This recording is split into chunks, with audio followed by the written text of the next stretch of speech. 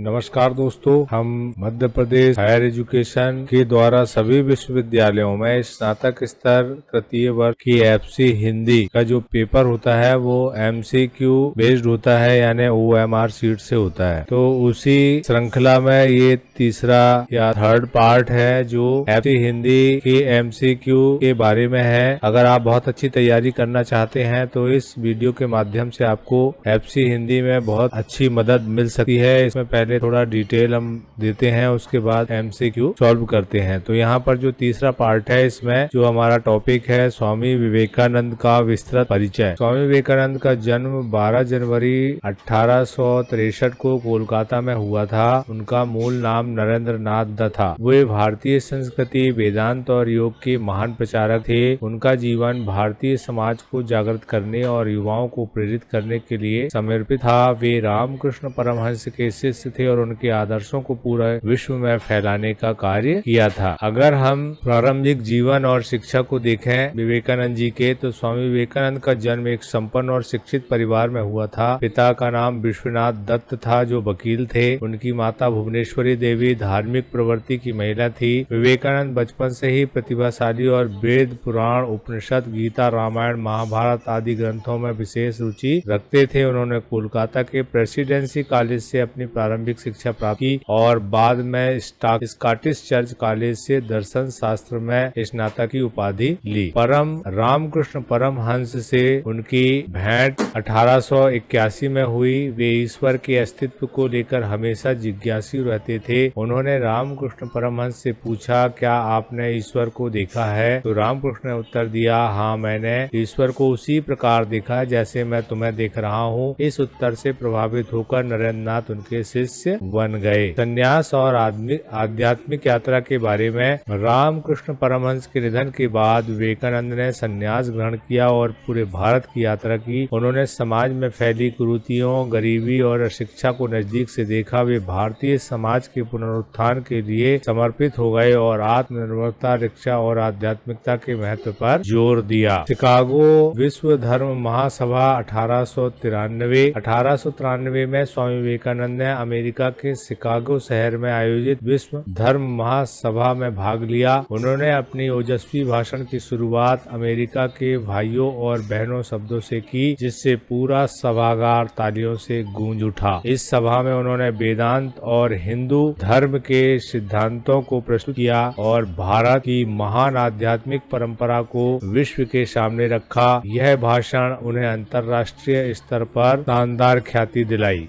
Ramakrishna mission की स्थापना उन्होंने की। 1897 में भारत लौटने के बाद स्वामी विवेकानंद ने रामकृष्ण मिशन की स्थापना की। इस मिशन का उद्देश्य शिक्षा, चिकित्सा, सेवा कार्य, आध्यात्मिक जागरूकता और सामाजिक सुधार था। यह संगठन आज भी दुनिया भर में सेवा कार्य कर रहा है। योग और वेदांत का प्रसार। स्वामी विवेकानंद ने वेदांत और योग के महत्व को समझाया। उन्होंने कहा कि योग केवल शारीरिक व्यायाम नहीं बल्कि आत्मा की मुक्ति का साधन है। उसे उनके ग्रंथ राजयोग, ज्ञान योग, कर्म योग और भक्ति योग चारों मार्गों का विस्तृत वर्णन करते हैं। उनके कुछ महत्वपूर्ण विचार हैं, जैसे उठो, जागो और अपने लक्ष्य तक पहुंचने से पहले मत रोको। एक समय में एक काम करो और ऐसा करते समय अपनी पूरी आत्मा उसमें डाल दो। खुद को कमजोर मत समझो, तुम अमर आत्मा हो, शाश्वत हो और हम जो सोचते हैं वही बनते हैं। इसके अलावा भी उनके बहुत सारे महत्वपूर्ण विचार हैं, लेकिन यहाँ पर हम कुछ खास विचारों को ही पढ़ा है। मृत्यु के बारे में कि स्वामी विवेकानंद का निधन 4 जुलाई 1992 को मात्र 39 वर्ष की आयु में हुआ। वे ध्यान की अवस्था में महासमाधि को प्राप्त हुए और अंत में निष्कर्ष में हम देखते हैं कि स्वामी विवेकानंद केवल एक संत ही नहीं बल्कि एक युग दृष्टा, समाज सुधारक और भारत के नव जागरण के अग्रदूत थे। उनका जीवन और विचार आज भी करोड़ों लोगों को प्रेरित करते हैं। उनके योगदान को सम्मान देने के लिए 12 जनवरी को राष्ट्रीय युवा दिवस के रूप में मनाया जाता है, ये याद रखना चाहिए। और अब हम देखेंगे स्वामी विवेकानंद से रिलेटेड एमसीक्यू जो एग्जाम में आ सकते हैं। तो यहाँ पर सबसे पहला जो क्वेश्चन है, स्वामी विवेकानंद का जन्म कब हुआ था? 12 जनवरी 1863 को हुआ था। स्वामी विवेकानंद का जन्म कहाँ हुआ था? कोलकाता में हुआ था। स्वामी विवेकानंद का वास्तविक नाम क्या था? तो वास्तविक नाम नरेंद्र देवेंद्र नाथ दत्त था।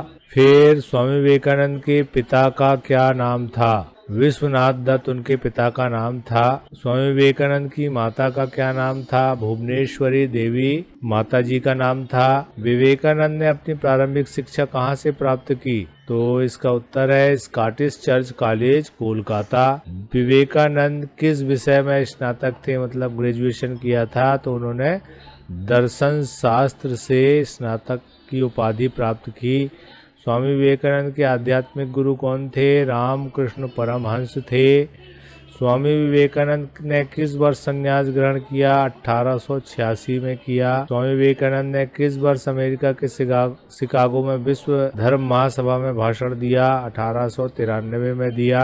शिकागो में भाषण की शुरुआत स्वामी विवेकानंद ने किस शब्द से की थी? अमेरिका के भाइयों और बहनों। स्वामी विवेकानंद ने कौन सा संगठन स्थापित किया? रामकृष्ण मिशन संगठन स्थापित किया। रामकृष्ण मिशन की स्थापना कब हुई थी? 1897 में हुई थी। स्वामी विवेकानंद किसके आदर्शों को फैलाने का कार्य करते थे? रामकृष्ण परमहंस।